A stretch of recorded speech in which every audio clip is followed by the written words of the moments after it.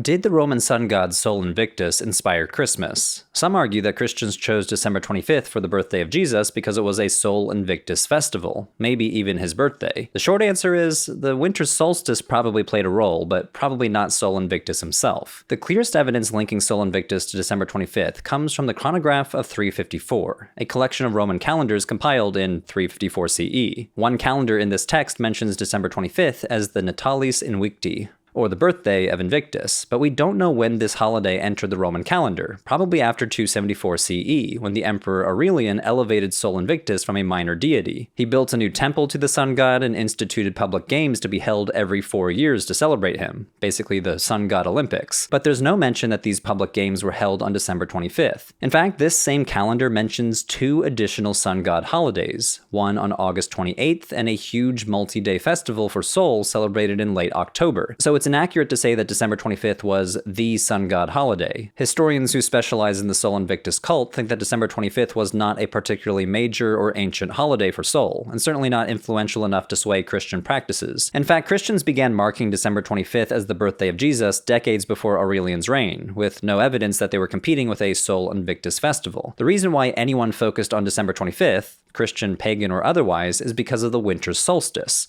The Romans traditionally marked the winter solstice on December 25th, as seen in sources like the Roman writer Columella as well as Pliny the Elder. Now, this was not the actual winter solstice, it was just the traditional date. The Julian calendar was poorly calibrated, so it drifted out of sync with the Earth's revolution around the sun.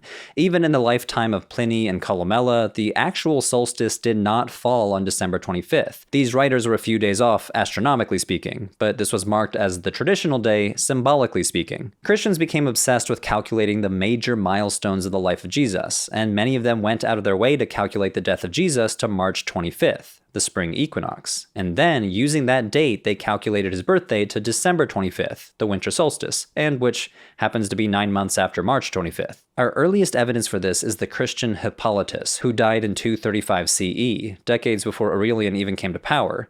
We don't have any evidence for Christians saying that they chose the date to compete with any pagan festival. This idea doesn't pop up until the medieval period and propaganda written by Christians trying to discredit December 25th as the true date of Christmas. Instead, what we do have is a wealth of evidence like Hippolytus demonstrating that Christians cared a lot about cosmic symbolism, and they calculated the major milestones of the life of Jesus in such a way that elevated Jesus to have greater cosmic significance. This, of course, does mean that Christians were influenced by their Greco-Roman culture, but not in the sense of stealing a pagan holiday.